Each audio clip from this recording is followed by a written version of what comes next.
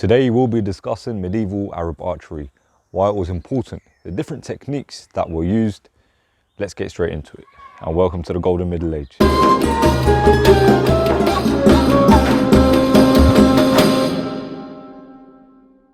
Archery in the medieval Arab world was more than just a piece of military equipment. It was a school and an art. As you'll find out in this video, archery was of the utmost importance to Arabs and Muslims, not just because of the advantages it gave you on the battlefield, but also because of its religious context. As we all know, in the Arab world in the medieval times, it was predominantly Muslim. And the Muslims drew inspiration from the Prophet Muhammad, who once said in a famous narration or hadith that, and I quote, "You should teach your children swimming, riding, and archery." Now, there are many variations of this hadith, but the matter of the fact is that the Arabs looked at archery from a holy and religious perspective because of this narration from the Prophet. So they put a lot of emphasis and detail when it came to archery. In a medieval Arabic manuscript, it stated that the bows are of two types, composite and non-composite. It is said that the people of Hijaz or Arabia would most likely use the non-composite bow. The non-composite bow was mainly made out of three different types of wood. The wood was usually then shaved down, and they are either round with round limbs or flat with flat limbs. The other type is the composite bow. It is described as having four components or parts, and actually it's compared to the human body. So, the wood of the bow is the skeleton, the horn is the flesh, and the sinews are the artery. And finally, the glue is the blood. It's a very interesting way to describe the bow, comparing it to the human body. It's like there's a science behind it. And there are a lot of other details we can go into which are mentioned in the manuscript about the way to design these bows and the differences, but that will need a much longer video. And there are four main schools of medieval Arab archery. The school of Abu Hisham al-Mawridi, Tahir al-Balkhi, Ishaq al-Rakki, and Abu Ja'far Muhammad ibn al-Hasan al-Harawi. They were experts in the field of medieval archery and were known for their knowledge in this profession. They all had different opinions on how to use the bow and arrow, but it is said that the best school for shooting is Ishaq al-Rakki. And the four pillars of shooting an arrow were strength, accuracy, speed, and care in self-defense. As you can see, archery wasn't taken lightly. It was such a technical and detailed profession where many different experts had their own view about how to shoot a bow. There was even about 100 ways to just brace before proceeding. In fact, Muhammad ibn al-Hasan al-Harawi said that there are 120 ways to brace. 120. If we want to talk about every little detail, we'll be here all day. But you can see how much detail was put into archery. So as an archer, you probably had a lot to learn.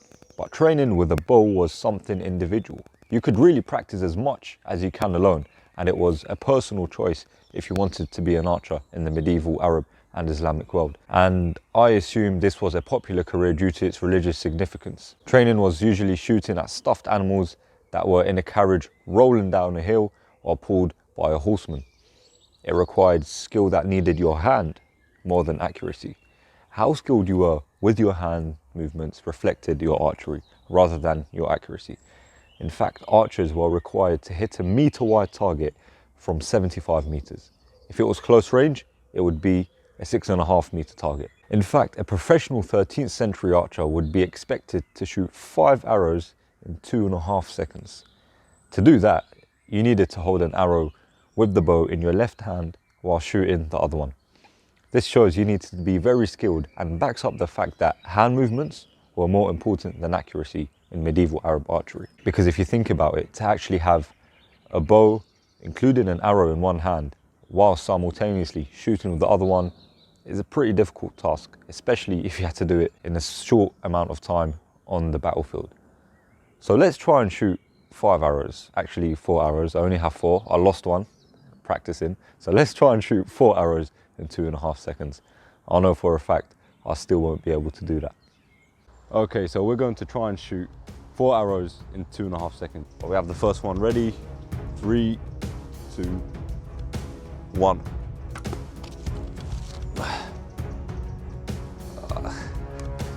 Was it already 2 seconds gone? That's 2. We have 2 more.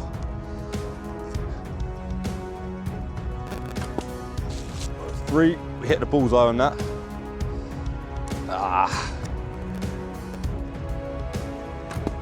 And 4. Okay. As you can see, although I hit all the 4 arrows on the target, it was probably way past 2.5 seconds. Now imagine you had to do it in a real battlefield with 5 arrows. Okay, so it just shows how skilled you must have been if you were a medieval archer in the Arab and Islamic world. So what about horse archery? It was very important in Arabic warfare in the medieval times, and it was mainly used by the Turks, and it became more and more popular as we progress into the Middle Ages. Horse archery was mainly effective when stationary. That way it was also more versatile. A horse archer was able to shoot 5 arrows between 5 and 30 meters from an enemy at full speed. In fact, there is a military author who lived in the 12th century, and his name was al-Tarsusi, and he discussed how to shoot at a horseman in battle. So this could have been applicable for horse archers shooting at other horsemen, or even foot soldiers who were in the archery division in the army.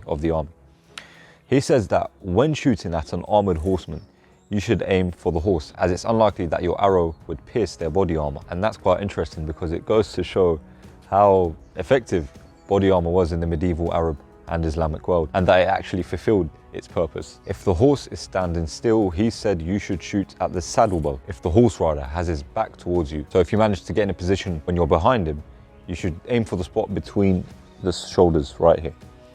And finally, if the horseman is charging at you, he says just shoot at him as much as you can and don't miss, otherwise it's game over for you. And from this we can see that there was a general guideline for archers in battle, and these instructions were specifically aimed for those who wanted to shoot or had to shoot at the cavalry charge. This required skills, and as we saw with different schools of archery in the medieval Arab world, they all had their own opinions on how it should be done, and their steps of shooting were also different.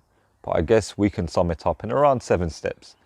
To string the bow, the qabda, which is grasping the bow in the left hand, the tawfiq, which is the knocking of the arrow in the string, the aqd, which is locking the string in the right hand, al-mad, which is drawing back, the nazar, which is to aim, and finally the itlaq, to release.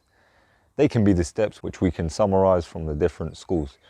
Abu Hisham al-Mawridi believes that there are 4 stages or principles in shooting. They were to grasp, which is the qabda, then clench the bow, the qafla, then aim at your target, and the final stage was to release, the iflad. The principles for Tahir al-Balkhi were 5. The grasp, then to clench, then to aim at your target, you knock, and then release. Ishaq al-Raqi went up to 10 stages. First is to stand opposite the target in an indirect way so it's in line with your left eye. You brace, then clench, you grasp, then aim, and then you draw to your mouth, and the arrowhead should be between the 2 knuckles of the left thumb. You then loose the arrow, and after everything, you open the hand. The final school of Abu Ja'far, Muhammad ibn al-Hasan al-Harawi, said that the principles of shooting were 7. The brace, the knock, the clench, the grasp, then you draw, aim, and release.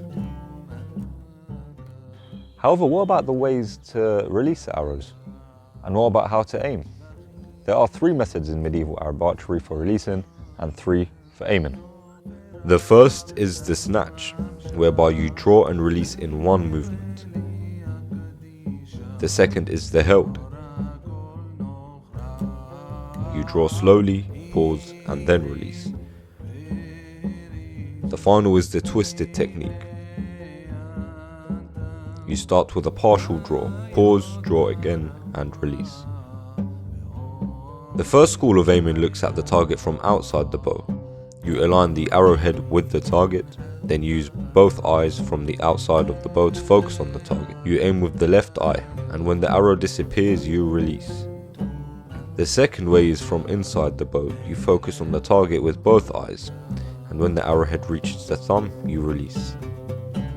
Lastly, the third school says you must look at the target from both outside and inside the bow with both eyes, and as you draw, the left eye focuses on the target. When the arrowhead reaches the thumb and the right on the arrow, you release. As you can see, the number of details that goes into every stage of medieval Arab archery is mind-blowing. We'd be here all day if we wanted to talk about everything, because there is so much more, from stringing the bow to grasping and even how to pick up the arrow. For example, the manuscript states that you should pick up the arrow gently with your thumb, index finger and the middle finger of your right hand, just like how a scribe takes his pen. And the pinky and ring finger should be folded against your palm.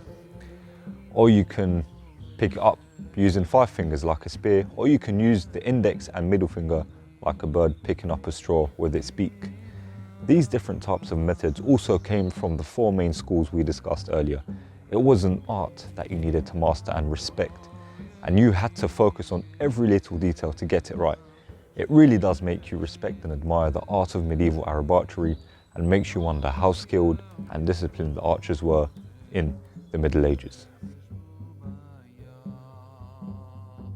Before we end the video, we're just going to try and shoot a few arrows with no time limit this time.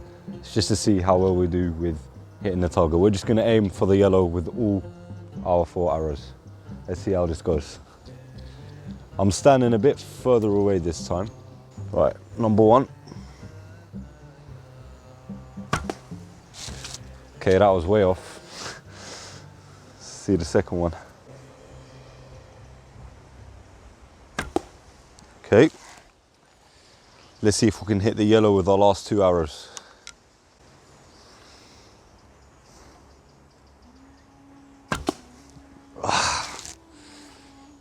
Seems to be going in the same direction. Maybe I should shift a bit more to the left.